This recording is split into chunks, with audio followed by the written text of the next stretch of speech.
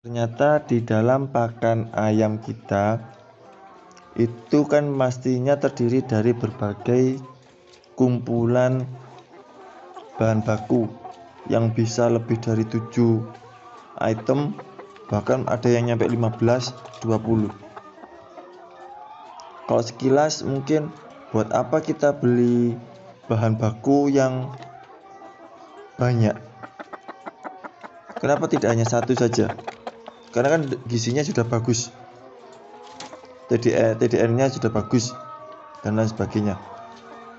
Ini khusus bagi Anda yang bercita-cita untuk membuat pakan sendiri ataupun yang sudah full self made. Ya. Jumlah item atau jumlah bahan baku yang disiapkan itu banyak dikarenakan di dalam setiap bahan baku pakan ayam itu ada zat racun yang terdapat di dalam pakan itu sendiri. Misalkan untuk rumput-rumputan, misalkan rumput gajah, rumput benggala, rumput Starria, Brachyria, itu ada yang namanya asam cyanida.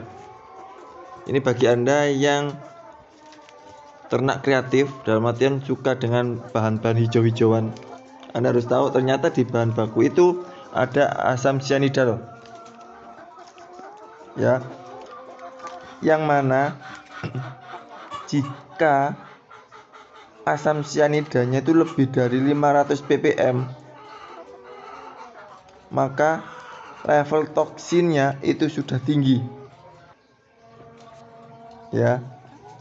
Untuk mengurangi asam cyanida ini harus menambahkan unsur belerang atau vitamin B12.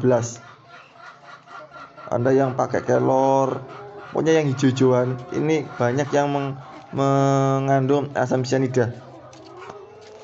Kemudian yang kedua atau selanjutnya adalah asam sitrat.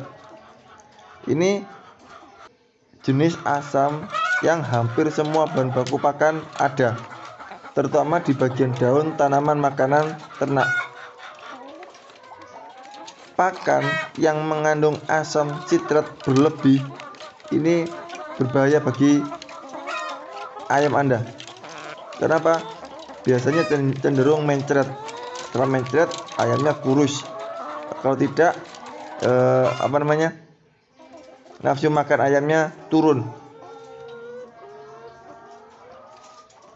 Kemudian ada asam oksalat, banyak dijumpai di dalam tanaman, termasuk tanaman hijauan pakan ternak, terutama di bagian daun.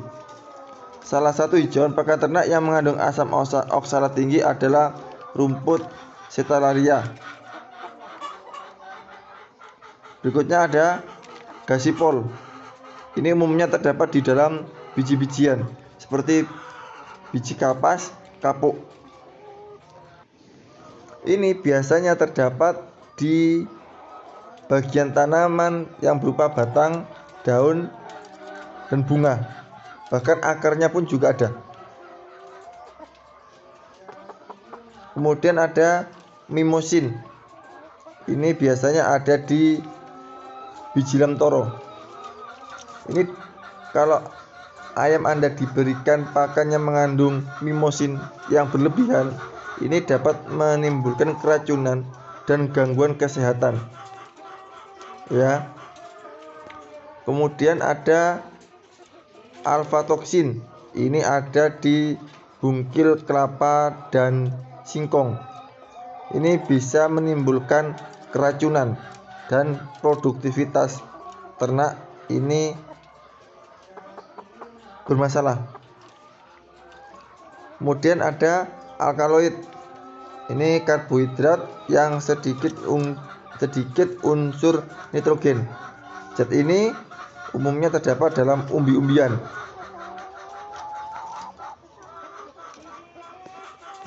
Kemudian ada tanin. Tanin ini biasanya terdapat pada hijauan pakan ternak seperti kaliandra, sorghum, umbi-umbian, dan kacang-kacangan. Tanin dapat menimbulkan penurunan palatabilitas dan penurunan protein. Kadar tanin yang 0,3% ini sudah teridentifikasi bisa menurunkan rasa kesukaan. Karena rasa tanin, kalau bahasa gampang kita itu rasa pahit di pakan. Nah, untuk mencegah racun di dalam pakan, maka yang pertama bisa kita lakukan adalah kadar air harus di bawah 14% atau dikeringkan dulu untuk menghilangkan zat anti nutrisinya atau zat racunnya. Kalau Anda mau bikin konsentrat mencampur bahan-bahan tadi, ini saran saya gunakan jenis bahan baku pakan sebanyak-banyaknya, minimum 7 item. Misalkan pakai SBM, kemudian pakai CGM, CGF, kemudian ada yang memakai bungkil kelapa sawit, minyak, kemudian banyak lagi, pokoknya minimal 7. Sorghum, tepung singkong, tepung bulu, tepung darah, sebanyak mungkin, minimal 7. Bukan untuk membuat kita sulit, tidak, tapi untuk menghindari atau mengurangi kadar daripada zat racun yang ada di pakan. Terima kasih teman-teman semua. Sampai jumpa di video saya selanjutnya.